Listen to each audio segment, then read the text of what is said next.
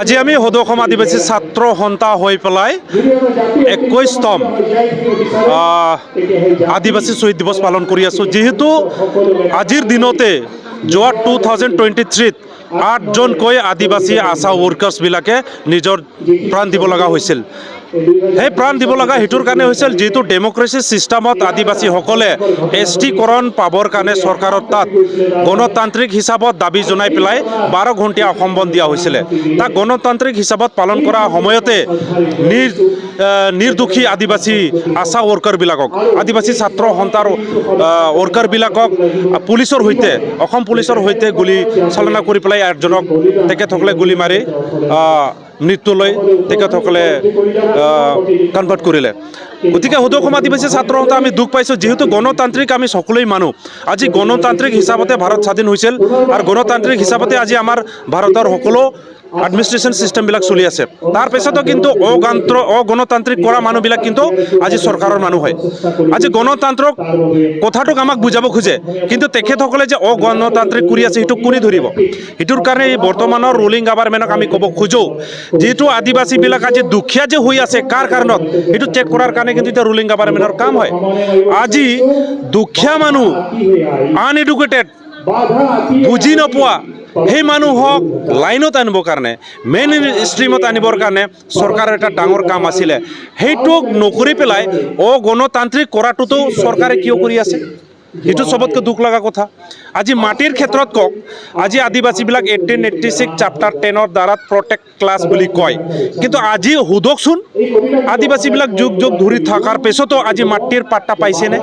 তেতিয়াহ'লে 1886 চেপ্টাৰ 10 এইটো ব্ৰিটিছৰ সময়তে পাইছিলে। তেতিয়াহ'লে ভাৰত চৰকাৰ আমাক কি দিলে? ব্ৰিটিছে কমচে কম প্ৰটেক্টেড ক্লাছ হিচাপত 1886 চেপ্টাৰ 10টো দিছিলে, কিন্তু আজি ভাৰত স্বাধীন হোৱাৰ পিছতে ভাৰত চৰকাৰে আদিবাসীক কি দিছে এটা মান দেখক। সেই কেইদিনমান আগত আমাক এটা আদিবাসী একৰ্ড দিছে 2022 15 ছেপ্টেম্বৰত আমাক আদিবাসী একৰ্ড দিছে। একৰ্ডটো কৰাই দিছে ঠিকেই, কিন্তু ইমপ্লিমেণ্টেশ্যনত কিয় ইমান লেহমীয়া?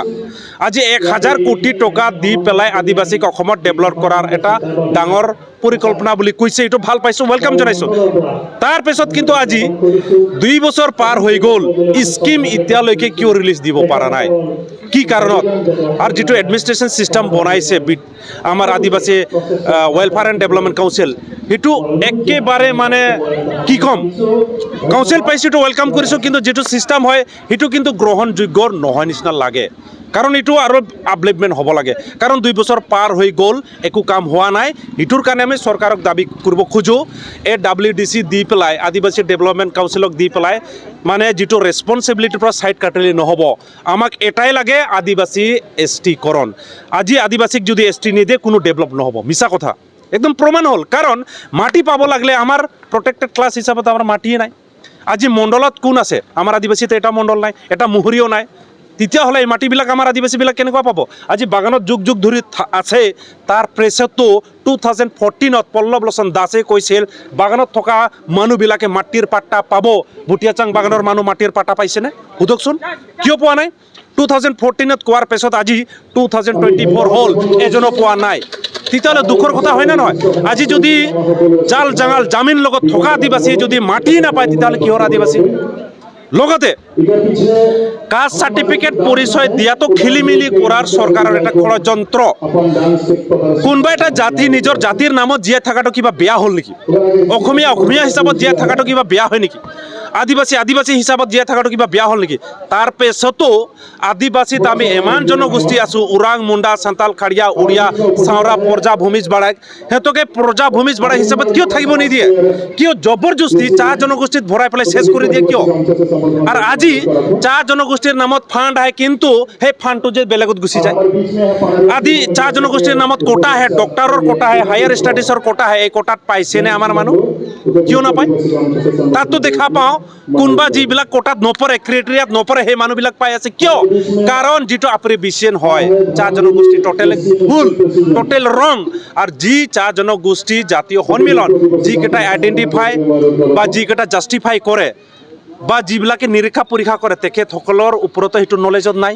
কাৰণ বাগানত যি মানুহ কাম কৰে, বাগানত থকা মানুহ ক'বই লাগিব ভাই, তাত জাতিৰ কথাটো আহি নপৰে গতিকে তাতো চৰকাৰে গাফিলতি কৰি আছে একদম সৰু কাম নিজৰ জাতিত আইডেণ্টিফাই কৰি দিয়াৰ কাৰণে চৰকাৰে অতি সোনকালে কৰি দিব লাগিছিল আজি আমি ওৰাং মুণ্ডা চান্তাল খেৰীয়া হিচাপত জীয়াই থাকিব খুজিছোঁ সেইটো দিয়াত কি যায় চৰকাৰৰ কি লছ হয় আজি কোনোবা কোচ মানুহ কোচ হিচাপত জীয়াই থাকিব নে বেলেগ বড়ো হিচাপত জীয়াই থাকিব কওকচোন এতিয়া বড়ো মানুহক আপুনি বড়ো হিচাপতে জীয়াই থাকিব দিব লাগিব না সেই বড়ো মানুহক আপুনি অসমীয়া হিচাপত থাক বুলি ক'লেতো নহ'ব না ঠিক তেনেকৈ আদিবাসীক আমাক আদিবাসী হিচাপত জীয়াই থাকিব দিব লাগে আজি সিটোৰ কাৰণে আইডেণ্টিটি ST মানে কি আইডেণ্টিটি আমাৰ আইডেণ্টিটি ক্ৰাইচিছ হৈছে আমাৰ আইডেণ্টিটি খতম কৰা হৈছে আইডেণ্টিটি যদি নাথাকে তেতিয়াহ'লে পলিটিকেল ৰাইটছ এডুকেশ্যনেল ৰাইটছ তাৰপিছত ইকনমিক ৰাইটছ ক'ত পাব নাপায় সেইকাৰণে আজি আমাৰ আদিবাসীবিলাক দুখীয়া তাৰপিছত চৰকাৰে ক'লে হ'ব নেকি আদিবাসীবিলাক দুখীয়া হয় মদ খোৱা হয় চৰকাৰে কওক না কোন মানুহ মদ নাখায় কোনে নাখায় মদ এই বিয়েৰ বাৰবিলাক গুৱাহাটীত আছে যে ডিস্কো বাৰবিলাক আছে